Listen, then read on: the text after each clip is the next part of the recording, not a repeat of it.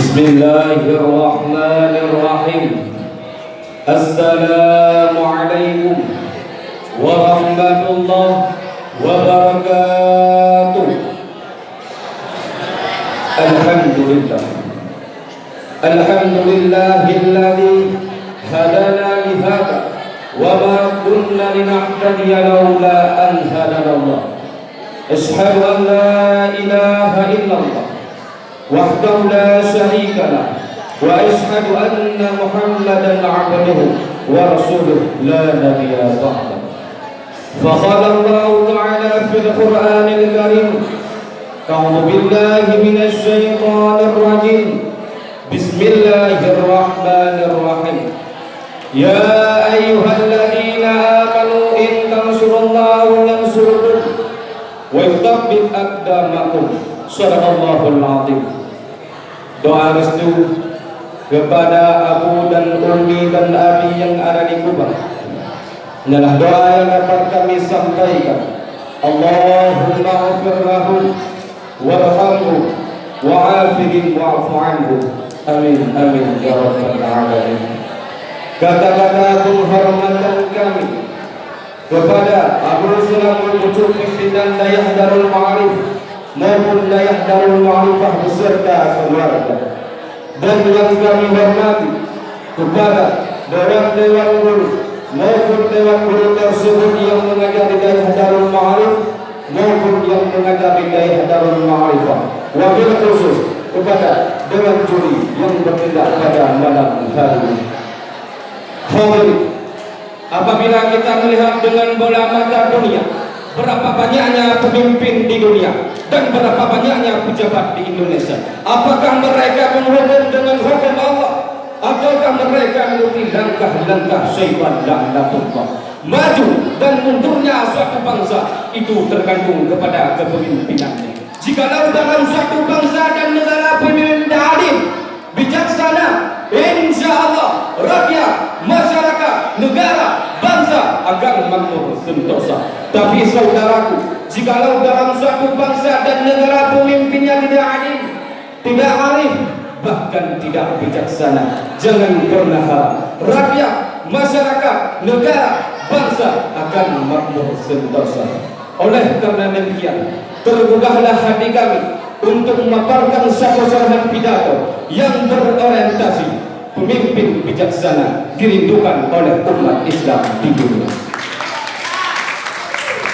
Hadirin sudah pendengar yang dirahmati oleh Allah, berbicara tentang pemimpin bijaksana merupakan pemimpin yang berhati mulia, namun tetap istiqomah dalam beragama, jiwa dan mentalnya bagaikan singa dan rimba yang tidak pernah gentar dengan lawannya sekalipun ombak dan badai menerpa. Dia tetap berpegang teguh dalam beragama, pemimpin yang memiliki sifat amanah serta tidak serakah kendali emosinya, yang selalu diasah dan tidak pernah berkeluh kesah dan peduli terhadap rakyat yang susah. Kebijakannya tidak membuat hati rakyat gelisah. Visi dan misinya pemimpin bijaksana menolong agama dengan kekuasaan dan melaksanakan aturan sesuai dengan perintah Allah Subhanahu wa taala dan menegakkan keadilan serta menjalankan syariat Islam. Maka pemimpin harus rela berkorban untuk agama Islam dan siap menanggung beban walaupun nyawa di ujung pedang. Jangan pernah gentar dan goyah, karena kita berada di bawah naungan Tuhan. Yakin dan percayalah saudara, Allah pasti akan menolong orang-orang yang mau menolong agamanya, sebagaimana janji Allah dalam Al-Quran, ya ayyuhalladzina amanu in tansurullaha yansurkum wa yuthabbit aqdamakum. Wahai orang-orang yang beriman, jika kalian menolong agama Allah, niscaya Allah akan menolong kalian dan Allah pula menetapkan kedudukan kalian. Hadirin sedang pendengar yang dirahmati oleh Allah, tapi rasanya tidak adil bila orang diberi lidah hanya mampu bertasbih. Bagaimana orang yang diberi kekuasaan? Apakah seekor gajah akan dianggap melakukan perbuatan yang sama dengan seekor semut? Tentu tidak, wahai saudara. Makin besar serahkan kepada kita, makin besar pula dukungan Allah terhadap kita. Bagi fakir miskin, orang yang sakit, dia cukup mengucapkan alhamdulillah. Tetapi bagi orang yang mempunyai kekuasaan, selama engkau berkuasa, apa yang sudah engkau bantu untuk agama Allah? Kekuasaan yang engkau miliki bukanlah suatu kebilaan, tetapi titipan dan ujian. Kekuasaan yang engkau miliki bukanlah suatu hadiah, tetapi tanggung jawab dan amanah. Sebesar apa kekuasaan yang kita miliki, maka sebesar itu pula tanggung jawab yang akan kita hadapi. Hadirin sedang tolabah yang dirahmati oleh Allah,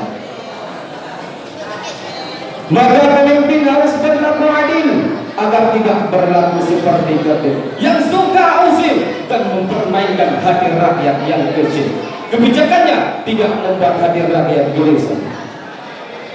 Wahai pemimpin umat Islam, kami rindu akan kehadiranmu yang mana dulu engkau pernah menjanjikan kepada kami dengan sebuah janji kesejahteraan, tetapi janji tidak pernah engkau sampaikan. Kenapa dan mengapa? Karena sudah termakan oleh bujuh rayuan syaitan. Oleh karena demikian, maka janganlah engkau ikuti langkah-langkah syaitan la'natullah. Sebagaimana firman Allah dalam Al-Quran, wala tattabi'u khutuwati syaitan, dan jangan engkau ikuti bujukan syaitan. Innahu lakum aduwwun mubin. Sesungguhnya dia bagi kamu adalah musuh yang besar. Hadirin sedang talabah yang dirahmati oleh Allah, mari kita lihat sejarah sebelum Islam, sejarah sebelum lahir baginda Nabi besar Muhammad sallallahu alaihi wasallam. Bagaimana orang-orang yang bukan beragama Islam, dia menggunakan kekuasaan dengan menolong agamanya dirinya sendiri. Dalam catatan sejarah, lebih 3 abad sebelum kelahiran Isa alaihissalam, di tengah-tengah penantang dunia ada seorang raja yang bernama Asoka. Lalu dengan kekuasaannya dia dalam penyebaran agama Buddha hingga sampai ke negeri kita, ke Pulau Sumatera dan ke Selanjung Malaya. Dengan apa agama itu sampai kepada kita? Padahal alat komunikasi belum ada, multimedia belum canggih seperti sekarang ini. Mereka sampaikan agama tersebut dengan kekuasaannya sendiri. Hadirin sedang tolabah yang dirahmati oleh Allah, nama Asoka tertulis dengan tinta emas, seorang kaisar Hindia yang mengejar segala penjuru dunia untuk menyebarkan satu agama. Maka keyakinannya tidak dapat kita pungkiri lagi kalau salah satu nenek moyang kita penganut agama tersebut. Hadirin sedang tolabah yang dirahmati oleh Allah. Lalu di abad yang ketiga memasuki awal abad yang keempat Masehi, seorang kaisar Romawi yang bernama Konstantin ingin memuliakan nama dirinya. Dia buat nama kota menjadi nama dirinya, Konstantinopel. Dia kristenkan dengan apa saudara? Dengan kekuasaan yang ada pada dirinya. Mengapa umat Islam yang yakin dengan kalimat la ilaha illallah Muhammadur Rasulullah tetapi tidak berbuat apa-apa untuk agama Allah? Kelak dia akan dipertanyakan di hadapan Allah. Bagi yang mempunyai mata akan ditanyakan mata, bagi yang mempunyai telinga akan ditanyakan telinga, bagi yang mempunyai tangan akan ditanyakan tangan, bagi yang mempunyai kaki akan ditanyakan kaki. Tetapi bagi orang yang mempunyai kekuasaan, selama engkau berkuasa, apa yang sudah engkau bantu untuk dalam agama Allah?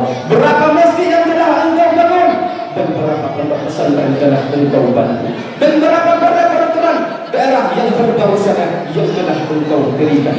Karena permasalahan problematika umat tidak dapat diselesaikan dengan hanya khutbah Jumat.